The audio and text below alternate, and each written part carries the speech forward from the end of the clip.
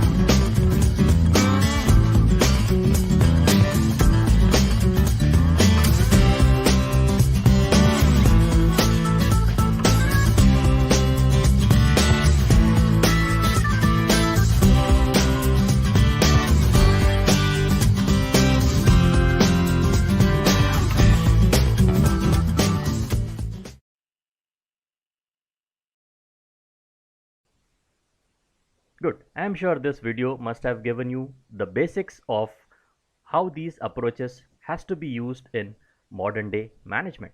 Let us now break down the session and understand the various approaches.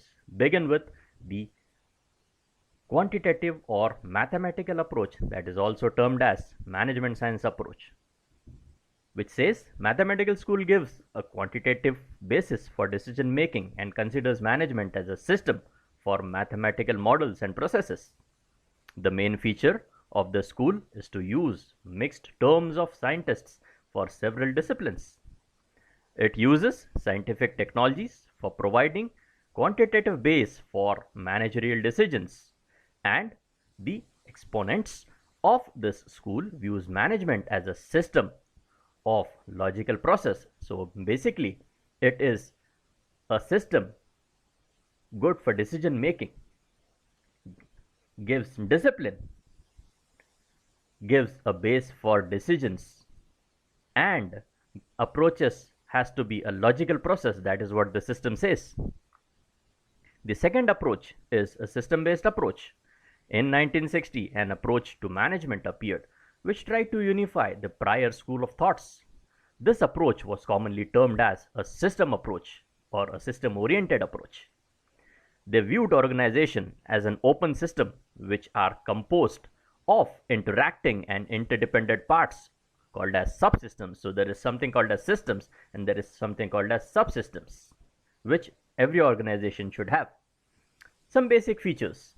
A system consists of interacting elements. It is set of interrelated and interdependent parts arranged in a manner that produces a unified whole. The various subsystems should be studied in their interrelationship rather than isolation from each other. So they has to be studied well. An organization system has boundary that determines which parts are internal and which are the external ones. The system does not exist a vacuum. It receives information, material, and energy from other systems as inputs. These inputs undergo a transformation process within the system and leave system as an output to other systems. An organization is a dynamic system as it is responsive to its environment. It is also vulnerable to change in its environment. So these were few features of the system approach. Last approach is contingency or situational approach. The contingency approach is the latest approach to existing management approaches. During the 1970s, these theories were developed by Mr. Lorsch and Mr. Lawrence, who were critical to other approaches, presupposing the best way to manage. Some basic features were: the contingency approach does not accept the universality of management theories. It stresses that there is no one best way to doing things. Management is situational. The managers should be explaining objectives, design organizational, and prepare strategies, policies, and plans according to the prevailing circumstances. So depending upon the circumstances, the policies has to be prepared. So that's what the approach were. To make managerial policies and practices effective, they must adjust to change environment. So change is the only thing which is constant, which is continuously moving. You should be changing as per the time. It should improve diagnostic skills so as to anticipate and get ready for environmental changes. So that will only get the organization to the next level. Managers should have sufficient human relation skills to accommodate and stabilize change. So there has to be good managers with the equipped skills which are required. It should apply the contingency model in designing the organization, developing its information and communication systems, following proper leadership styles, and preparing suitable objectives, policies, strategies, programs, and practices. So these were very important for an organization to be a successful one.